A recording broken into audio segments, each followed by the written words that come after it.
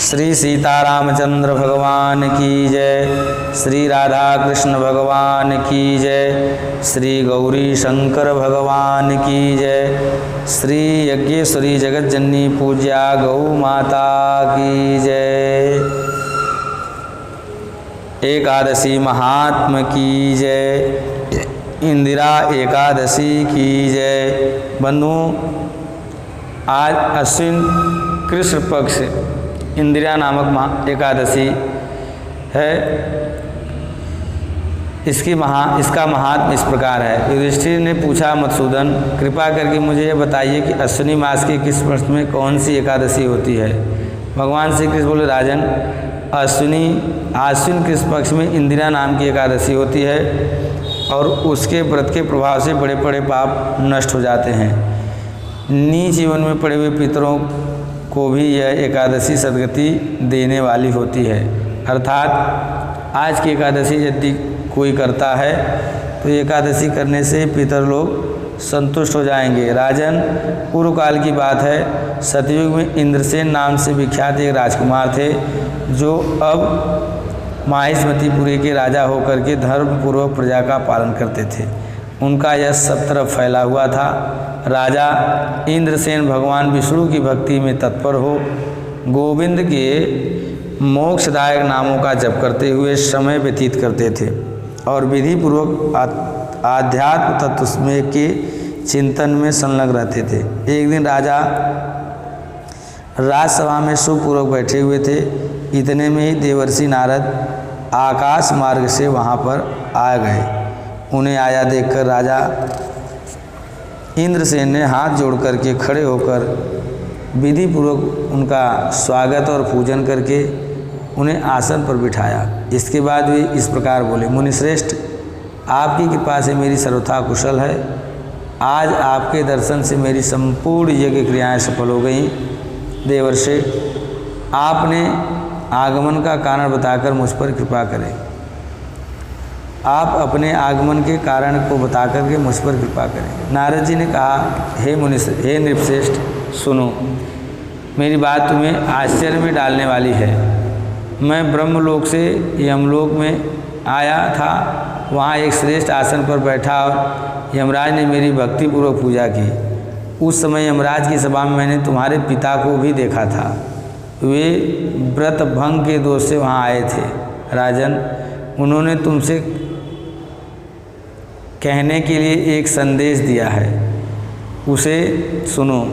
उन्होंने कहा है कि बेटा, मुझे इंदिरा के व्रत का पुण्य देकर स्वर्ग में भेजो। उनका यह संदेश लेकर मैं तुम्हारे पास आया हूँ। राजन, अपने पिता को स्वर्गलोक की प्राप्ति कराने के लिए इंदिरा का व्रत करो। राजा ने पूछा, भगवान कृपा करके इंदिरा का व्रत बताइए और किस पक्ष में किस तिथि को और किस विधि के से उसका व्रत करना चाहिए। नारद जी ने कहा, राजेन सुनो, मैं तुम्हें इस व्रत की शुभ कारक विधि बतलाता हूँ। आत्मविश्वास के साथ कृष्ण पक्ष में जय श्री राम, अश्विनी मास के कृष्ण पक्ष में दशमी के उत्तम दिन को श्रद्धा युक्त चित्त से प्रातः काल स्नान करें और फिर मध्याह्न काल में स्नान करके एकाग्रचित्त हो एक समय भोजन करें तथा रात्रि में भूमि पर सोएं और रात्रि के अंत में निर्मल प्रभात होने पर एकादशी के दिन दातून करके मुँह धोएं। इसके बाद भक्ति भाव से निम्नांकित मंत्र पढ़ते हुए उपवास का नियम ग्रहण करें। अद्य स्थित्वा निराहार सर्वभोग विवर्जित अश्यो शो भोक्षे पुंडरीकाक्ष शरणम में भवाच्युत। अर्थात कमलनयन भगवान नारायण, आज मैं सब भोगों से अलग होकर निराहार रहकर कल भोजन करूंगा।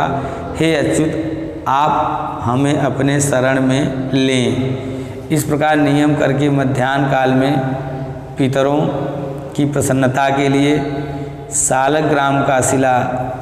सालग्राम शिला के सम्मुख विधि पूर्वक श्राद्ध करें तथा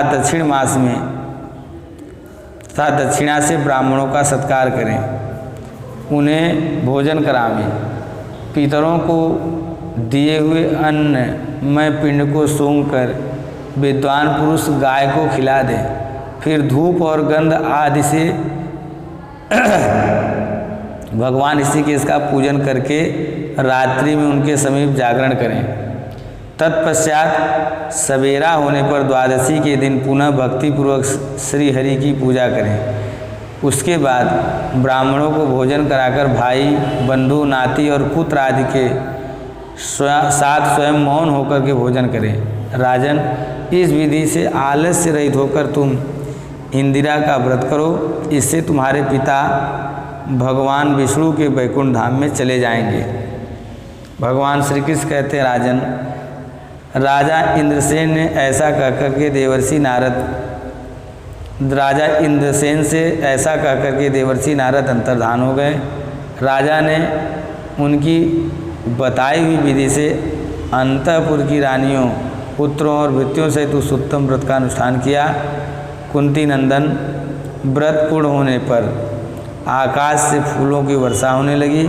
इंद्रसेन के पिता गरुड़ पर आरूढ़ होकर के विष्णु भगवान के धाम को चले गए और राजर्षि इंद्रसेन भी अकंटक राज्य का उपभोग करके अपने पुत्र को राज पर बिठा करके राज सत्ता देकर स्वयं भी स्वर्गलोक को गए।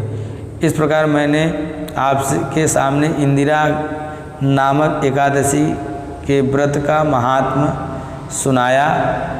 हे राजन, इस व्रत के महात्म्य को केवल सुनने से भी मनुष्य के सारे पाप नष्ट हो जाते हैं। बंधुओं, एकादशी व्रत सभी को करना चाहिए। आज की एकादशी तो पितृपक्ष की है और पितरों के लिए ही विशेष है, इसलिए आज की एकादशी बहुत महत्वपूर्ण है और इससे पितृलोक को उत्तम लोक की प्राप्ति हमारे पितरों को उत्तम लोक की प्राप्ति होती है। बंधुओं, हम सभी को प्रत्येक एकादशी व्रत करना चाहिए। एकादशी के दिन अन्न का भक्षण नहीं करना चाहिए और विधि पूर्वक एकादशी व्रत करके भगवान के चरणों में अर्पित करना चाहिए, जिससे हमको परम गति की प्राप्ति होती है। श्री सीतारामचंद्र भगवान की जय, श्री राधा कृष्ण भगवान की जय, श्री गौरी शंकर भगवान की जय। यज्ञेश्वरी जगत जननी पूज्या श्री गौ माता की जय। जय जय श्री सीताराम, जय जय श्री राधे श्याम। हरि ओम नमः पार्वती पतये, हर हर महादेव।